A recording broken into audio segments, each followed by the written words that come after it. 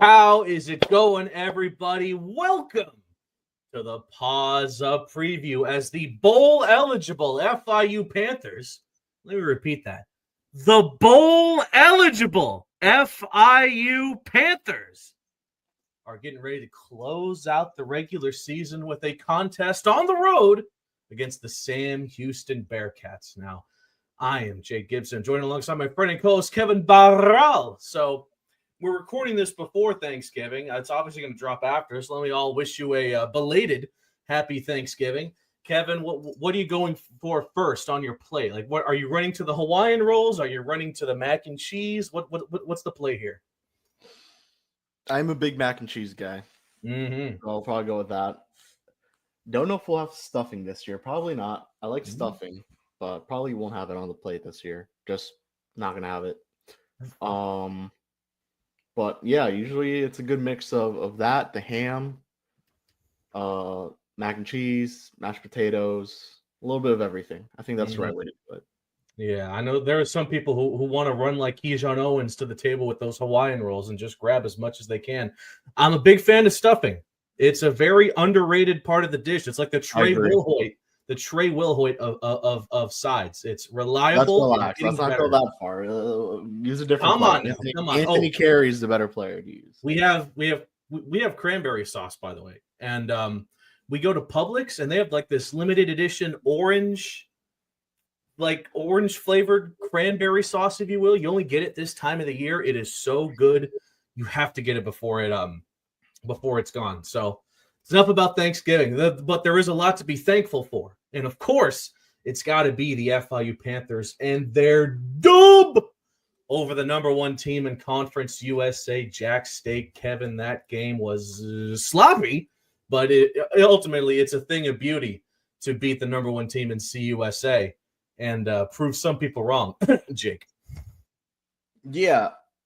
Your assessment of it being a sloppy game, I think, is incorrect. Lots of penalties and a bunch of turnovers. I think it's a very incorrect assessment to make. What do you want, FIU?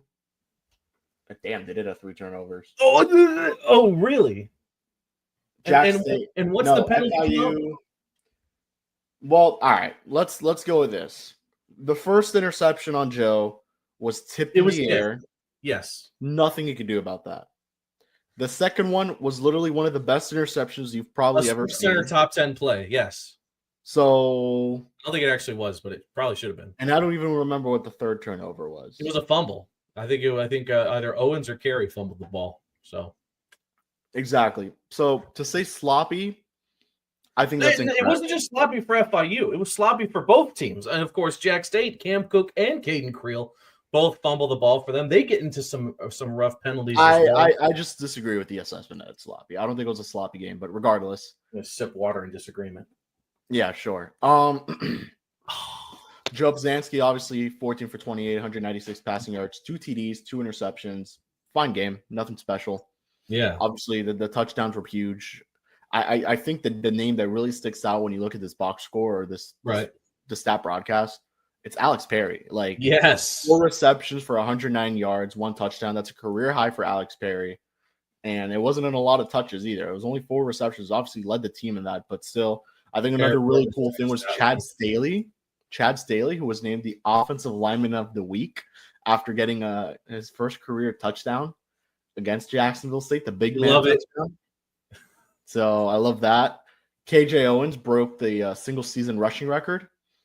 I think now he stands at 1,174 rushing yards. Is that where I think he's at right now? So officially, that was huge.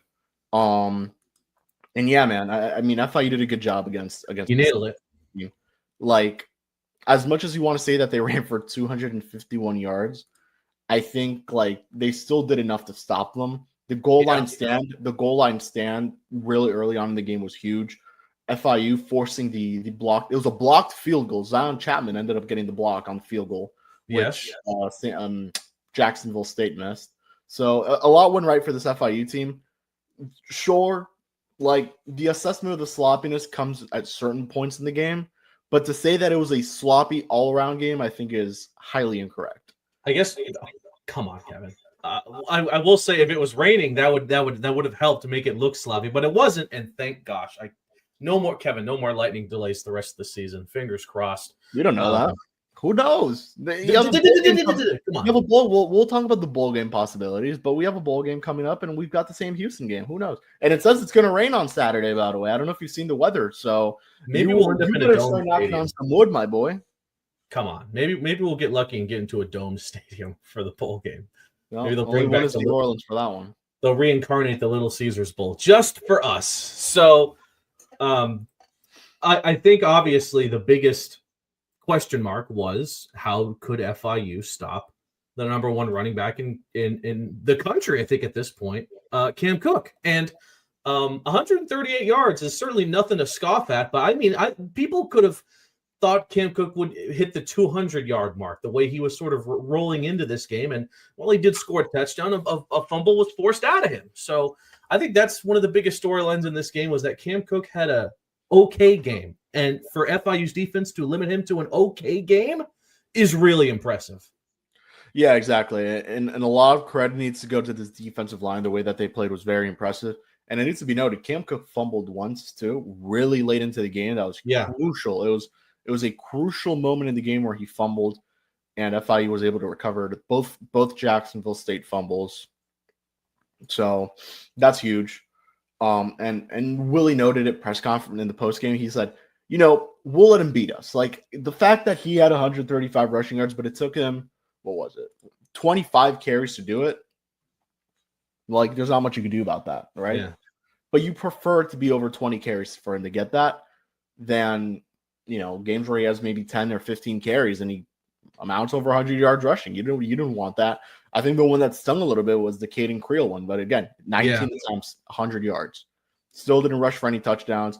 I think Caden Creel definitely outplayed Joe Pizanski on Saturday. 17 for 30, 198 yards, 2 touchdowns, no interceptions. I think I was very impressed with the passing game from Jacksonville State. Not more impressed, but more shocked, more surprised. Yeah. But they did go to the passing game as much as they did. But overall, I thought it was the way they stopped the run game was pretty good. I think the passing game just caught them a little bit out of surprise. Well, I think the reliance on the pass game is a credit to how well they were sort of limiting Jack State on the ground, that they were even forced to even go to. There was a lot of games this season where Jack State didn't even bother. Because part of the game plan. It could have been part of the game plan too, where a lot of teams expect them to run. They just say, F it, let's pass. Mm-hmm. I think also in their game plan was to win, which would have basically secured the championship to be played at Amfer Stadium. Now there's a whole lot of situations that need to happen for that to happen. We'll go over that for CUSA prediction time. But by the way, Hockman, Crowder, and Solana, Willie Simmons is a nice guy once you actually, swing by and actually get to meet. Are you sure? He is a nice guy, but he could be a pretty intimidating dude. No, we sat next to him when he was down in those wings at the inaugural the show at Twin Peaks Doral. He was down in those wings. He was out and about. I will say though, he can be intimidating if you get on his bad side, aka CUSA refs, which gave him plenty of reasons to be to get on their ass in this game. I'll just say that and move on. So, just like Willie, you almost find him. Yeah, I'm interested how Conference USA even handles things like that. To be honest, I don't even know how they would go about doing that. Have we talked about JoJo Stone yet? He didn't really have a great game, but he didn't do anything. Yeah, Kyle McNeil though, Dallas Payne, Keyshawn, and even Keyshawn Owens, the receiver, were all made plays receiving wise. And while you said not the best game for Joe Pizanski, but he and this FIU team continued to do something that I think is the best trait about this football program right now. Their ability to adjust in the second half is absolutely amazing. How they can turn one half of football and basically improve on both sides of the ball, which they did in the second half. How are they so good at consistently doing this? Well, I'm glad you brought that up, because in the first half, Jacksonville State had 257 total yards of offense, 150 rush, 107 pass. In the second half, 192 total yards of offense, which is pretty good. It was 101 rush, 91 pass. FIU, 119 total yards of offense, 51 rush, 68 pass. get ready to hear this. Second half, 279 total yards of offense, 151 rushing yards, 128 passing yards. So clearly the adjustments are there from both sides. Now, this is where I kind of like tell myself, like, why don't you just do this from the start, man? But again, you probably saw things that you probably didn't expect to see. You have to make adjustments. Adjustments are part of the game. You adjust to the league's going to adjust to you. That's the terminology in baseball. I believe that is the case in college football. Yeah. And the case why certain players aren't playing. So you just weren't able to adjust back. And yeah. The best teams in any sport are the ones that find ways to get better as the game goes on. And FIU, especially against Middle Tennessee, against Liberty, and now against Jacksonville State, have proven that not only can they do that, they've made it their identity, which is great, which I think is a great trait to have. One of the best traits, aside from stay healthy, which I think FIU relatively is entering this final stretch of the season. So final thoughts from this game, Kevin? I mean, listen, I'm just happy we were able to secure our 6th win at home on Senior Day with 67 dogs in attendance. It was great to see all that combined, and to get that. Now we don't have to worry about this being a quote unquote trap game where FIU needs to win to get to go bowling. They don't have to worry about that anymore. Well, yeah, it's good because I'm not going to Sam Houston, so I'm glad they did get it done. We'll talk about it, but I don't think it's a very meaningful game regardless on Saturday. You don't want to lose to them, clearly, but the only other thing that's worth noting is like maybe a 6-win or 7-win team definitely makes an impact in the bowl game, but yeah, I don't really know. It would also be nice to secure an over 500 season. Yes, regardless of what happens in the bowl game, Willie Simmons can finish 7-6, which would be the first 4. It would also be the first 4-game conference win streak since 2010 and the first one ever in Conference USA. So it would be a pretty cool way to end the regular season. And regardless, like, it was nice. It was nice to do it on national TV. Yes. In a really thrilling game. It was a thrilling game from start to finish. Yes. It was a fun game. I enjoyed it from start to finish. Definitely sweated through that fourth quarter, but overall, it was a good one, and I think the vibes were extremely high after that game. It was stressful, but we didn't have a situation where Liberty pulled a CUSA official masterclass. Well, if you were in the press box, we did speak to the head official, or the yes, we did. There. We did. So he did explain the rule, and it definitely made sense. It does, but that doesn't mean I have to like it. Hey, new turf for the football field.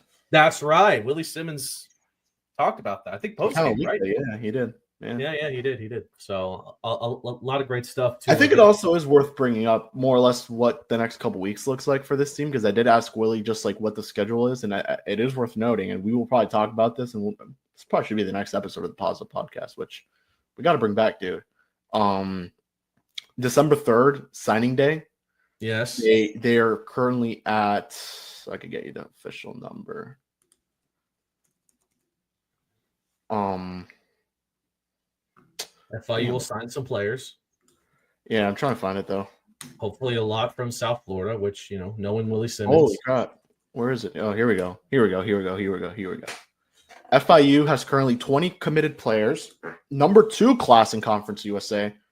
So yeah, those guys should all be coming to the 305 officially on December 3rd signing. So we'll be putting out graphics. I know you'll be working on an article. I'll work on something too. I don't know if we'll talk to Willie that day. Would be pretty nice if we could to get some quotes, but they just also locked in a JUCO player. So that's a big one. So make it 21. And James Rezar. He even has the spelling in his pronunciation on the time. Yeah. It's been fun to see all the commits lately already committing themselves to FIU. Yeah, it's the most recent one. And obviously Willie Simmons, even his ability to recruit in the South Florida area, bring guys in. Obviously, so many players on this roster that came from the transfer portal have already paid off for this season alone. Obviously, the big ones being guys like Pizanski. But yeah, I mean that's also why he's an amazing leader for this team. It's why a certain school in Tampa who is now looking for a new coach might Hey, it's still not official, so we'll see. It's not official, but let's keep it real here. 17 players out of the 20 from the state of Florida, 2 of Mhm. them from Georgia, and 1 from North Carolina. And this guy, Rezar, is a JUCO guy. So Yes. he's at Indy CC football, Indy Community College. So How about that? tight end commit, obviously probably going to need it just because you're losing Dallas Payne, you're losing Cayenne. Yeah. So yeah, you're gonna need some tight end depth. He had one other FBS offer from Temple. How about that? So He's a former 4-star recruit. that is right. Former Already, Kev, quarterback recruit.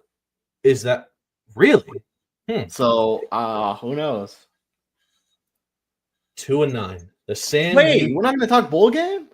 Oh well, yeah. Well, maybe at the end because What the no? Keep your peas I in the pod. I don't want to talk about Sam Houston. Why? There are opponents this week. To do that. We can talk about the ESPN projections, what bowl game we want to go to, what the bowl game situation's looking like. Bowl Central, the Bowl Central link on the FIU Athletics website. Kevin, you know who else probably wrote off Sam Houston? Delaware, and then they lost to Sam Houston. We can talk about them later. Let's dive into what people really care about this. Boca Raton, you're a ball. Gasparilla 2 is an or Hawaii. I'm just kidding. No, Hawaii. Please no. No, if you actually can you seriously pull up the Bowl Central website? All right, let's take a look at where the college football world thinks the FIU Panthers should be. I know was it CBS that predicted they should be in the Bahamas Bowl, and the Bahamas Bowl isn't happening. On three projected that. Brother. So. All right, let's take a look here. Let me actually pull it up here. Here's the thing. I cut this out for the preview last week because, good juju. You don't want to curse. Yeah, and you wanted to cut it out again this week? Come on, man. All right. So, a CUSA school is... Oh, yeah, this is it. Yeah. Yeah, this is it. A CUSA school is likely to participate in these 2 games. New Orleans Bowl in Nolens and Independence Bowl in Shreveport. Now, out of these next 12 bowls, CUSA could have representation in up to 5 of them, some of them being some very common ones that you'll find CUSA schools in. The Cure Bowl in Orlando, which was played by Jacksonville State, who won the CUSA last year. 6-8 Ventures Bowl in Mobile, Alabama. Potentially the Gasparilla Bowl in Tampa. I don't know how confident I feel about that one. Myrtle Beach is another common one. Boca Raton. Obviously, it's the closest bowl to FIU and South in Miami. So, for travel reasons, that might be one of the more wanted ones. And then you have others like the Fenway Bowl in Fenway Park would be pretty sick just to finally go there and check it out. New Mexico, Birmingham, and Armed Forces. Now, okay, that's it. That's all well and good, Kevin. But if you ask me, I want to stay in the state of Florida because obviously it's easiest for us to get there, and it's the not just us, but the FIU faithful who either live in South Florida or somewhere else in the state can travel there. Obviously, the easiest for us to get to is Boca because we can just carpool there, and we don't have to get a hotel, don't have to fly, don't have to do any of that crap. What say you? What would be your preferred bowl to go here, both logistically and because you just want to go check it out? Yeah, no, definitely logistically the Boca Raton Bowl, right? I mean, it sucks that it's on December 23rd, but Cure Bowl would be awesome. I think I would like the Cure Bowl. December 17th, right, way before Christmas. Probably would have to go up there, get some lodging, but not too worried about that.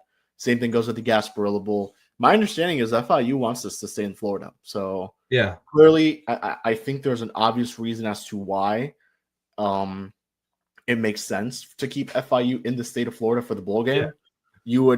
I think something that needs to be noted is like bowl games want to sell tickets. They want to fill out their stadium. They want the best atmosphere possible. You bring in FIU to even the Cure Bowl, like you're looking at a really good opportunity there where, you're going to pack out that place, Camping World Stadium. Yeah. You're not going to do that at Shreveport. You're not going to do that in Albuquerque. Yes, exactly. What I'm starting to notice a little bit here is the trends of the bowl games. And So, for example, recently the conference champion has ended up in the Cure Bowl. And the conference, so this is how it worked last year. The conference champ ended up in the Cure Bowl, which was Jacksonville State. The runner-up went to the Boca Raton Bowl, which was Western Kentucky. Something worth noting is I believe you can repeat bowl games, but I don't think you could do it in back-to-back years. So that's something worth noting. And then New Orleans was Sam Houston that won 10 games. So my assumption would be Kennesaw State makes the most sense to go to that bowl game. So sign up for this, by the way. Yes, I actually signed up for that. So yeah, so did I. Sign up for this just to stay in the loop, just to see what's going on. You'll be the first to know. And if you haven't already gone bowling, do it. Oh wait, did we? It expires on the 30th. So go if you want a fun time. Go bowling. Go to Bolero at Dolphin Mall. Could be kind of fun. So here we are. But yeah, something else worth noting too is what the Missouri State situation. If Delaware, they have a chance to get their 6th win. This week. They have not gotten their 6th win. They have a chance to this week. I'm saying. Who they play? They're taking on. Oh, UTEP. Well, UTEP. Yeah, looks like they Scotty Walden U. So hey, come on. Yeah. No. At the end of the day, I think we would much rather prefer them to stay in Florida. I would not mind the 68 Ventures Bowl, if that is the case. Myrtle Beach Bowl, same thing. Nah, the only one out of Florida I'd really love to go to is New Orleans, because I would not. You have to understand how this works, man. Christmas is important. Alabama, dude. Christmas is important. Christmas is important. It's an important holiday. And Speaking of tough to get back. Sure, I guess. Hey, man, flights are expensive, especially during that time. You know what, Kevin? I gotta say, it's fun to have these conversations. You know who? It is pretty crazy. It is pretty surreal that we are having this conversation. You know who's not having these conversations?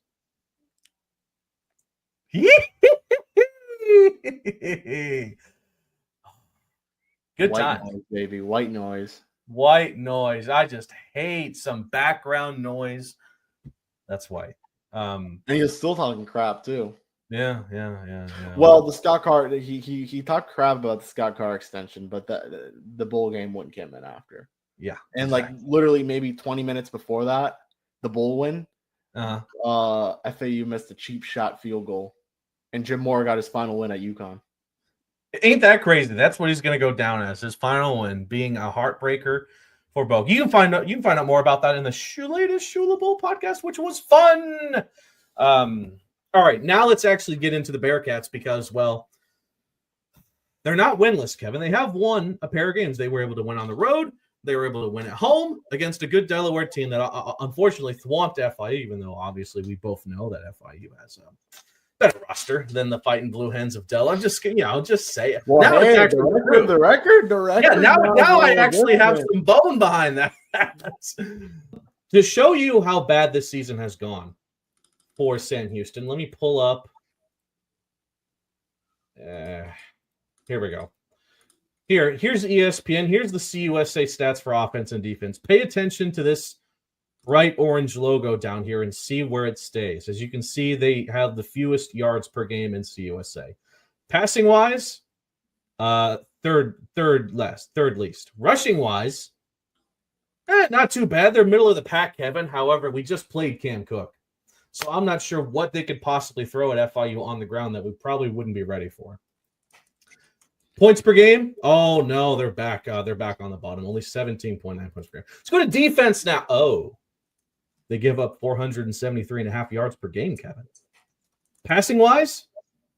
Oh, ignore 11th place. But they give up 274.5 passing yards per game. Rushing-wise? Gee whiz. Almost 200 rushing yards given up per game. And total points per game allowed, well, they're last in every category defensively. I don't even want to look up special teams, but what is the biggest threat that Sam Houston will give FIU in this game, you think? Yeah, I think it'll be the receiver, Reed. Willie said that's a guy they're going to keep an eye out for. They're going to make sure that they stop him and they keep him in check. I think their quarterback's also somewhat of a threat. He needs to get it going a little bit, but he's only played in like 3 or 4 games. So yeah, we'll see. But I also think you got to keep Weaver in check on any time. They could definitely try to stop the run, but yeah. So, I mean, you saw how not great Sam Houston has been defensively. Kevin, I could put you out there with both hands tied behind your back, and you could still probably score a passing touchdown for FIU in this game. And that's a compliment. Don't you forget it, Kevin. But, yeah. Final thoughts on what FIU should expect from this game. Unfortunately, they won't have to be dealing with much crowd noise. No, it'll be very quiet, is my guess. It's a very weird stadium. It's a very weird situation. Cool. It's a very weird situation for Sam Houston. I do feel bad for them. You got to feel bad for them. Yeah. Don't like that. Don't like to see the situation they're going through, but it's for the better because next year you have a brand new stadium, so can't complain there.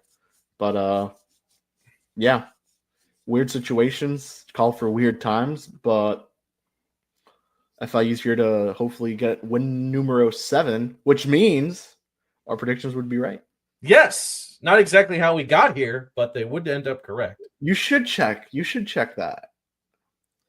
What? We're 7-5. Yeah. You should check like the wins and losses that we chose. Oh, I did check for EA. More on that later. I saw what they predicted there. Yeah, but those aren't as important.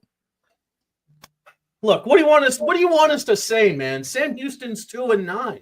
Granted, they clapped. I didn't even clap. They took down Delaware in a dogfight, but listen, man, they're 2-9 for a reason.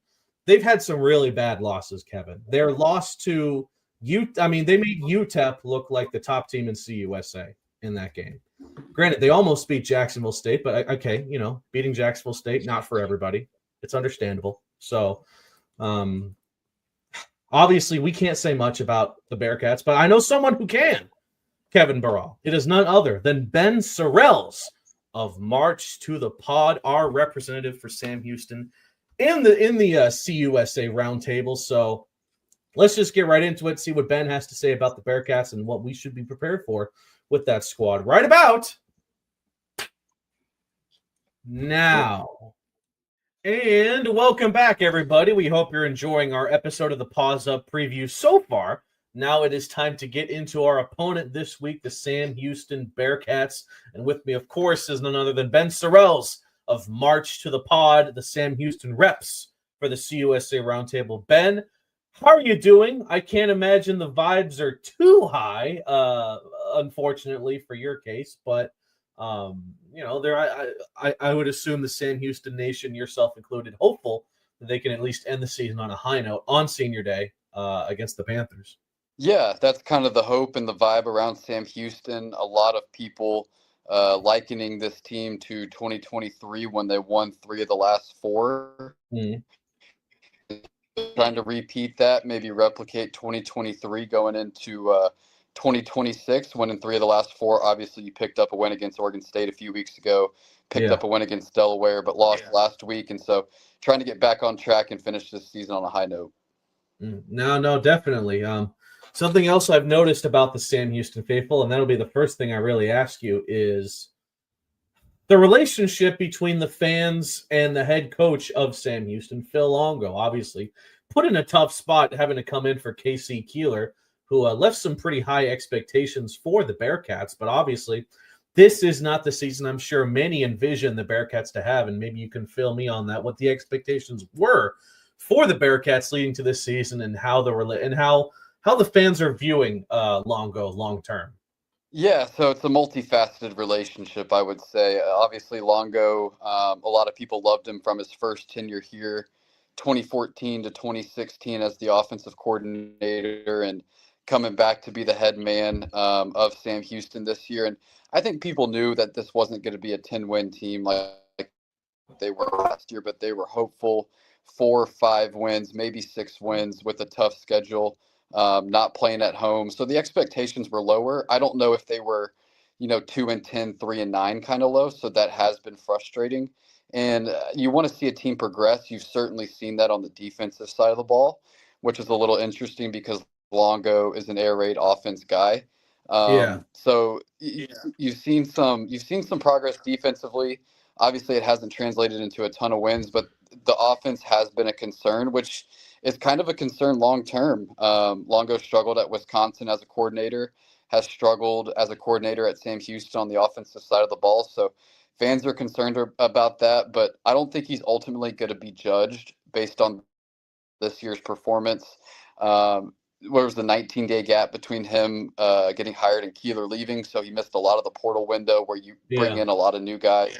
So he'll have a full portal window, a little bit more financial backing going into next year, a home stadium. I think he'll truly be judged off of what he does next year. But fans still aren't very happy with the performance. But I think the true deciding factor of where people are on him will be how they play next year.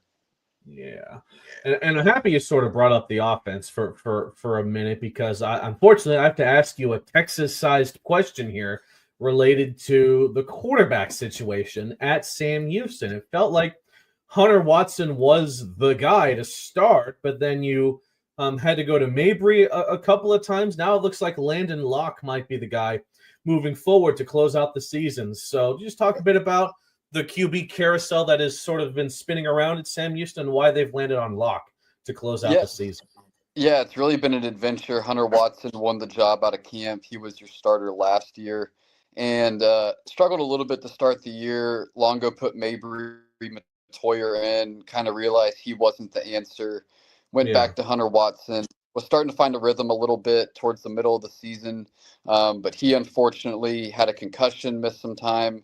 He also re-aggravated a knee injury from training camp in 2024, so that put him out for the season after the Louisiana Tech game. He had surgery last Tuesday before the Middle Tennessee game. So you went into Oregon State starting Mabry Matoyer because he had some experience. He was with Longo at Wisconsin, but just really wasn't moving the ball against Oregon State. Landon Locke with a little bit of juice to the offense, and then once they officially ruled Hunter out going into Delaware, it was a week-long battle between Locke and Matoyer in practice, and Landon Locke won that battle, so he got the start against Delaware, got the win.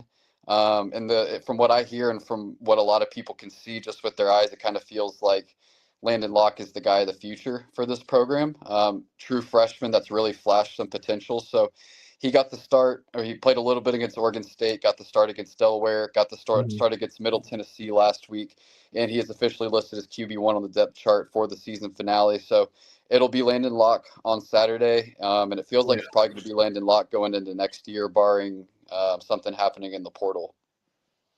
So that's the situation there. Now, well, Kevin and I were just talking about it. It feels like the biggest concern that FIU has in this game, the player they should be looking out for the most, is Chris Reed, with what he's been able to do for this Sam Houston offense, which, I mean, you look across the board, unfortunately, nothing quite amazing as far as stats goes, but as far as an offense and what they'll try to do against Florida National, what do you think their game plan will be? Obviously, I'm guessing they'll want to pull out all the stops, considering what do they have to lose at this point? Yeah, absolutely. And I mentioned a little earlier that Longo is an air raid guy, but he's kind of an air raid guy with a twist. He wants to run the ball. So you'll probably see a lot of Coco Brown with some Alt McCaskill mixed in. But Coach Longo, about halfway through the season in a press conference, kind of challenges receivers to step up. And that's something that he talked about to his receiver group, that somebody needed to step up in that room. And Chris Reed, the back half of the season, kind of emerged as that guy. Still some inconsistencies in his game, in blocking, dropping some balls, but he has home run potential. Had a deep touchdown against Oregon State. He had 2 touchdowns, I believe it was against Jack State about a month ago, had 2 touchdowns against Middle Tennessee last week. So he's kind of your big X receiver on the outside that's emerged over the last 6 weeks or so during the back half of the season. And he looks to have a good it looks like he has a good connection with Landon Locke last week, which is something you want to have for a freshman receiver. So he's going to be out there a lot, and he's probably going to be one of the main targets offensively at the receiver position, along with Grady O'Neal, who kind of plays that traditional slot role in the air raid. Okay, so that's the situation there. Now we have something to go on for the offense, but now I have to turn the page to Sam Houston's defense, and I mean, what do you want me to say? Last in CUSA in just about every stat imaginable. I get that there's been some problems on offense, but really, what's been the reason why Sam Houston's defense has been bad this season? Yeah, bad is kind of an understatement, especially for the first probably 6 or 7 weeks when you were giving up 40 plus a game. But This is a defense that lost every staff member from last year, didn't return a single starter, lost 9 of 11 on it in the second string. So really brought in a whole new group on the defensive side of the ball. A lot of guys bumping up from D2, JUCO, FCS kind of thing, and took them a long time to mesh. And you have very, very little depth on the interior. You were missing your 2 top edge guys last week, made a big difference. Against Louisiana Tech, you were missing 3 of your top 4 D tackles, and they ran for 400-plus yards. So the depth has been a big concern. But like I said, the defense has shown progress, forcing 4 turnovers against Oregon State, 3 against Delaware, only giving up points, in the teens and 20s the past few weeks. So the group has started to come along nicely under Freddie Autry-Lindsey, who I think has done a great job kind of turning water into wine or wine into water, however you want to say it. But he's kind of made a lot with very little. And the group has really been strung along nicely the past few weeks. And, they're giving up 23, 26 kind of thing instead of 40 or 45. So that side of the ball has progressed, but it's still not to where it needs to be. And like I said, you were missing 2 of your top edges in Tokyo Gordon and Chauncey Cheedy last week. Yeah. Their status for this week is up in the air. So if they're out, they're going to be very thin at that edge position like they were last week. To be honest with you here, Ben, we were busy watching FIU take down Liberty to not even really catch how Sam Houston pulled off a win against Delaware. I mean, to beat Oregon State is one thing. Oregon State wasn't exactly going into that game on a heater, but to do this against Delaware, who's given a lot of teams the business in COSA, including us, how did Sam Houston pull that off? Yeah, turnovers. Like I said, 4-3 game that would have been a lot of their success. That was a big Coco success in the game, which was a huge true freshman quarterback. And Brown had a highlight reel 63-yard hurdling touchdown where he got a couple Delaware defenders. So that was a part of it. And then special teams was big against Oregon State, was big against Delaware. Hit 4 field goals, 2 of them from 45 yards plus, had a couple nice punts. So you found opportunistic ways to turn the ball over on defense and played really good special teams and did just enough offensively with some big runs with Coco Brown to get it done. And that's kind of how they pulled it off. Obviously, Sam Houston will need to do quite a few things right to keep up with FIU and potentially have a chance to knock them off. It's not often you see FIU as a road favorite, let alone a favorite for that matter. So what's the one thing you would say the Sam Houston group needs to really hone in on for this game to make sure that they keep up with the Panthers?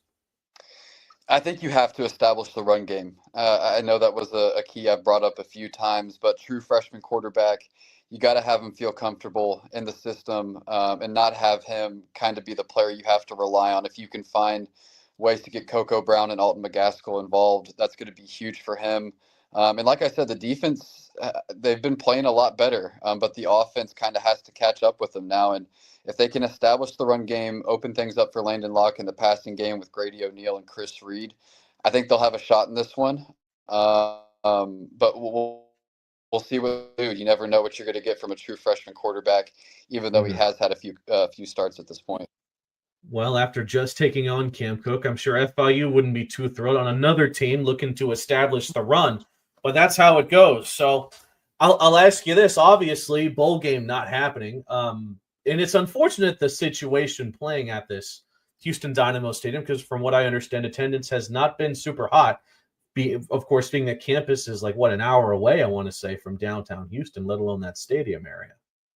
Yeah, it's in rush hour traffic when these games are played typically at night. It's almost 2 hours because it's about 75 miles from Huntsville, and you got to get through that downtown Houston traffic because it's right in the middle of the city. So leading to this now, I got to ask you, what would it realistically mean for Sam Houston here to close the season off, like you mentioned, pretty hot, and to hopefully look to turn things around next year? Obviously, you'll more than likely give Phil Longo another shot at it. And who knows what will happen in the portal, like you said. But what would it mean here against FIU due to the Sam Houston fan base that is obviously searching for something to be positive about with the football program? Yeah, I mentioned it a little earlier. The 2023 team, you start to get those kind of vibes, and I think if you can win, you can kind of dangle that carrot to the fan base that hey, 2023 team did it in 2024, won 10 games. We won 3 of our last 4. We've got a shot to be really good next year, and I think that's part of it. Another part too is I think it'd be a great selling point for recruits. That was a Mhm. big part for the 2024 team to show, hey, we were transitioning up to this level, but we figured things out. We won 3 of the last 4. Like, if we can just get a couple more pieces in here, we've got a shot to really turn this thing around. So it would be a great way to end the season. Obviously, no bowl game, but it could create a ton of momentum going back to a brand new Bauer Stadium in 2026 that people are really excited about. Yeah, I can't wait to see how that stadium turns out when it's all said and done with construction. So, already, Ben, I can't say I'm wishing you the best of luck, but I do hope that they can turn it around next season because I think Sam Houston's a pretty fun team when they're competitive. They certainly have already produced some fun matchups against the Panthers. So, if you'd like to let the FIU faithful know where they can follow both you and March to the Pod to see how y'all are preparing for this game, let them know now.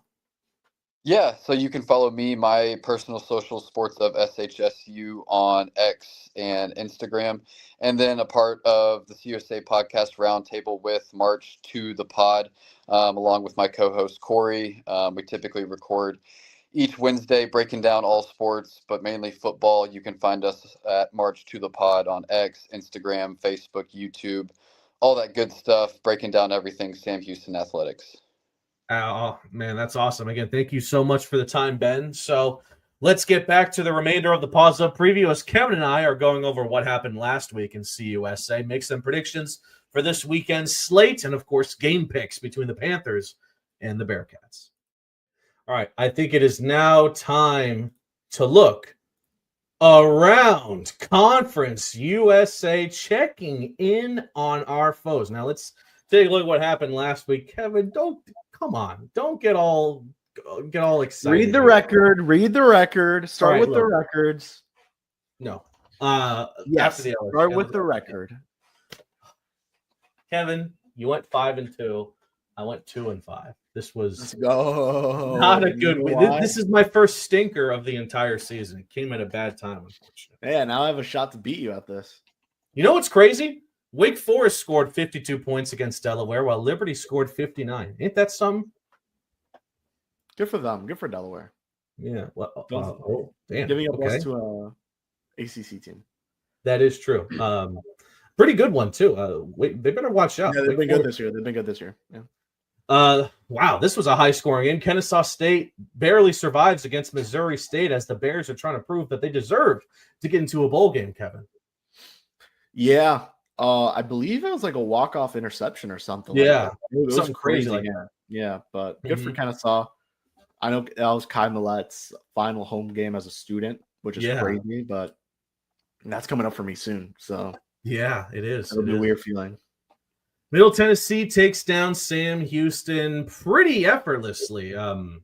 What's their quarterback's name? He was kind of balling this game. Gagliano. Yeah. He's their future over there. He's their future over there.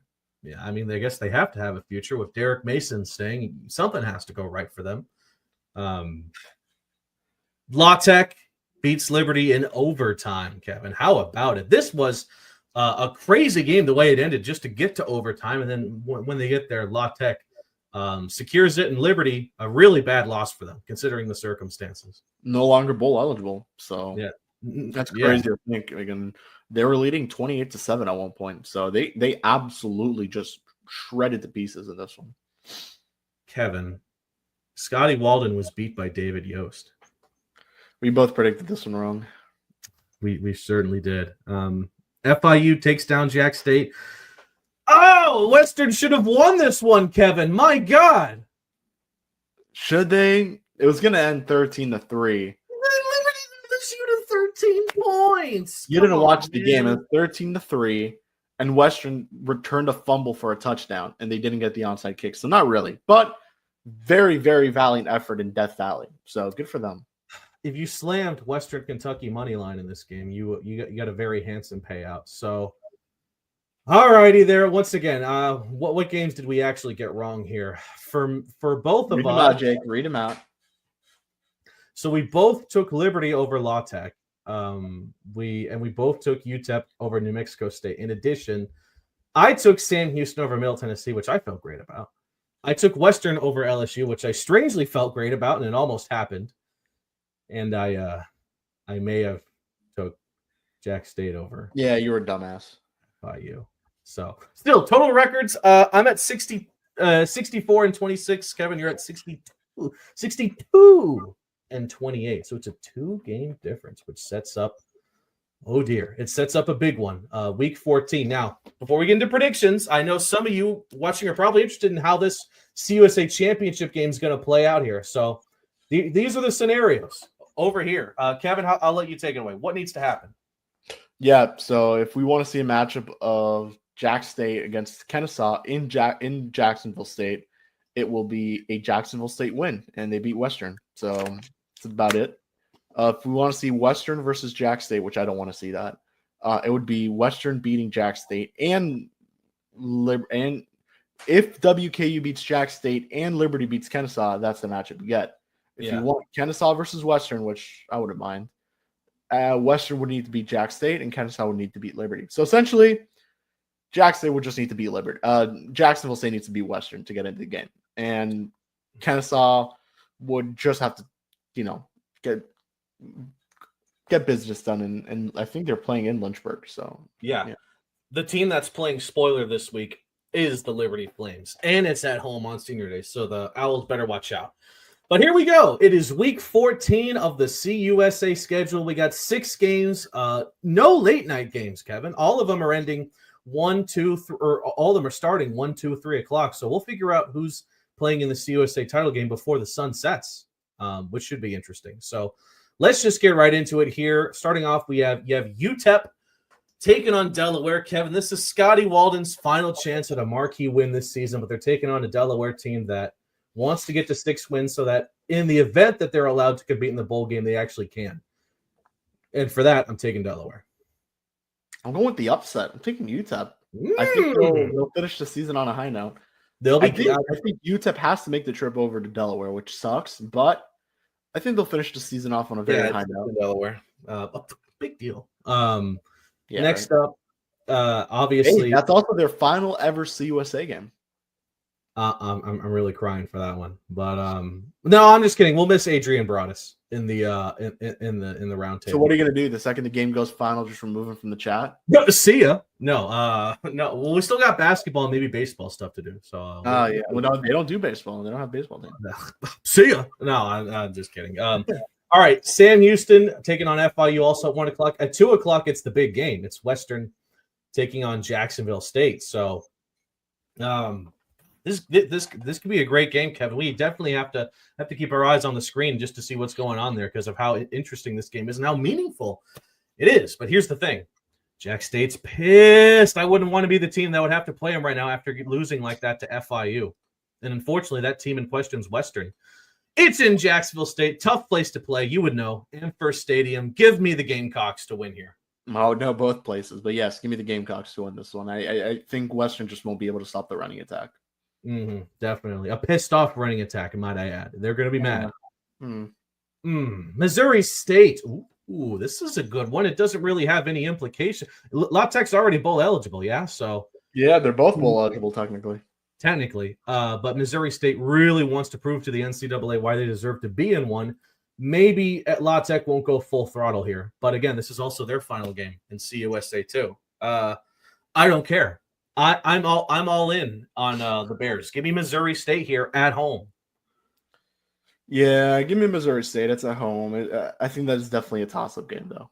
Yeah, it is. It is. You know what else is a toss-up game? This one at 3 o'clock. Yost University looking to take on the Boys in Blue in Middle Tennessee. Well, you know what? I was kind of impressed by David Yost University last week. Let's be real here. And now they're taking on a 2-pack of ass in Middle Tennessee. Give me Yost U to close out the season with the W. I'm taking the Aggies.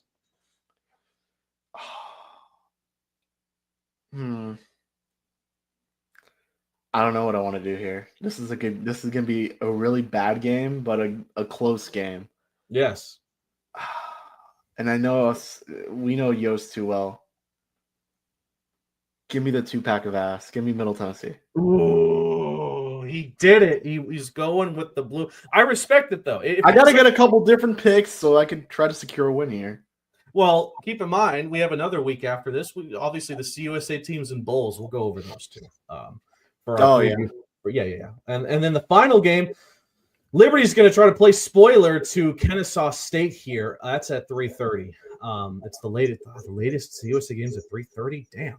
But obviously, a lot of implications here. The season's over for Liberty. I'm sure the fans aren't happy. Not that they have had a lot to be happy about the season. Just ask fan the Flames.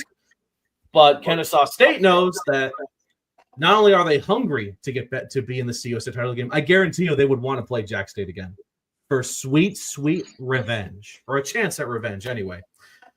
I'm taking Kennesaw State on the road. Listen, the fact that Liberty lost to La Tech, who had you starting as quarterback, is absolutely absurd. And Kennesaw State is a little bit better than them. So I'm taking the Owls here on the road. Yeah, give me the Owls. So okay, so we were both on Jack State and Kennesaw, so that'd be it. Like the rematch would be secured, in both our scenarios. So interesting. It wouldn't be a rematch. Well, it would be Jacksonville State versus Kennesaw. That's a new matchup in the season. Well, no. I mean, they already played this season. They would play again. You know, Kennesaw State they'd be out for blood against the Gamecocks again. And I think the Gamecocks would welcome back Kennesaw State with open arms to Amherst Stadium. So I'm sure they would. Mm-hmm. It would be a good game too. There's going to be a lot of traveling involved there. Mm-hmm. Both fan bases will be out there. They certainly would. All right, it's time to ask a pretty big question. The last time we'll get to say this for the regular season. Who will win? Important question asked here, but are you guys ready to watch some disappointment? Well, here's the Sam Houston sim. Take a look.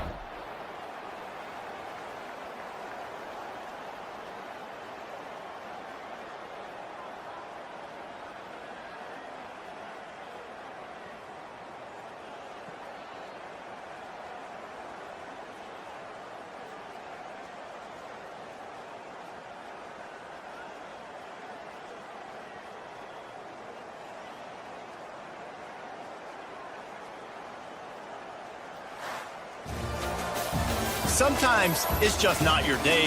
Things just didn't work, and that seemed to be the case here. Okay, what a weird sim. That was weird. By the way, they don't even have the MLS stadium in there. It's still re-renovated Bowers. I do low-key want to see the renovations and what that stadium will ultimately look like when they're 100% done with it. By the way, that may be it. That may be it. Maybe. I know for some teams like Kansas, they gave them like the blueprints towards what the stadium will be, finally be done. I think that's what happened. Yeah, potentially. All right. By the way, I ran the sim. I actually took a look back to see what EA ultimately predicted this season would be for FIU. Granted, Bethune's not in the game, so I'll just chalk that up as a win. That would mean EA finished with a record of 8-4 for the Panthers in the regular season. Not too shabby. Mr. Kevin Burrell. I like that. Yeah. I like that. Biggest differences, though, they had FIU beating Delaware and UConn, but they had us losing to Western Kentucky. They then had us winning Kennesaw State and Missouri State. But they had us losing last week to Jack State, and they have us losing today, which is probably the weirdest difference, to be honest. But okay, then. It's time to ask the big question here, and I'll let you go off here. How much is FIU winning by, and who is your player of the game? FIU will do some BTA, and they will win by final score of 42-14. Damn. MVP, JoJo Stone, 3 touchdown day. Woo! And any freshmen you think will hop in and surprise some people? Said it on the Shulable, and I'll say it again. Amari Isaac will get into the game. I like it. He'll do something. Okay. I got you. I agree. I think there will be some BTA, maybe a little bit more reserved BTA. I don't think it's going to be super high scoring but I'll say FIU wins 31-7. 31-7. Bearcats get a late touchdown in the end, just to say they weren't shut out at home on senior day. But I think the Panthers will. Listen, they're both blowouts. What can I say, man? I wouldn't hate it though. Yeah, no, I'm happy about it. And then FIU goes into the bowl game on what, a 4-game winning streak, which would be crazy. In retrospect, to go into this game on a massive heater. But this isn't a losing streak. This is like the only time where they're not breaking a losing streak. I mean, we lost to them last year, but before that, we beat them in an overtime thriller in Huntsville. So that's technically not a losing streak, but whatever. I want to beat them anyway. Yeah. So, all right, who's doing radio this week, Kev? It'll be Corey Brooks and Darren Jurgen on the analyst. The Fly Eagles fly, man, huh? How about it? Listen, I'm stoked. We get one more Paws Up watch party. Damn, that's going to be fun. Now, this is the question. Let's see how committed you are. Will there be another Paws Up podcast watch party after the same Houston game? You mean for the bowl game? Unfortunately, no, because we gonna be in attendance, baby. We gonna be credentialed. It's gonna be lit. We're gonna see FIU bring 2 trophies to the field house this season. They already got one in that beautiful trophy case, the Shula Bowl trophy. They'll find another and put it on display there with the first trophy, the Little Caesars trophy, and the missing Bahamas Bowl trophy. Hopefully, it'll turn up so that they have all of them there. And we're going to, you know what we're going to see next season? The bowl game logo added to the on top of the suites with the others. Hopefully it's securable. Maybe it'll be like a banner thing. They'll hide it, and then right before the game, bam, there it is. No. Come on, tell me, don't stop it. If it's a CUSA championship, of course. Let me say this number, of course. Now that we're on the topic somehow, they need to, just like they did for the bowl game. I know they haven't won a conference title in a while, but they did win the Sun Belt that one year. Put that somewhere, you put that, say they were the Sun Belt champions in 2000. Can't even remember off the top of my head. Maybe 10. Yeah, put that somewhere. Honor that team. Maybe retire some numbers soon. TY. Final thoughts, Kevin, before we get going here. Unfortunately, you're not making the trip up there. No, but we'll get to watch the boys one more time in person. We will. So I am not complaining whatsoever. No. Last words. Signing day is coming up, so we're going to be busy this next week regardless. As unfortunate as it is, there will be transfer portal movement these next couple days too following the game. Yeah. So that's always something that's going to happen. My understanding is there are some players that are going to hit the portal and not participate in the bowl game. Now, it is worth noting that if you do hit the portal, you can still participate in the bowl game. Mm-hmm. Very good example here.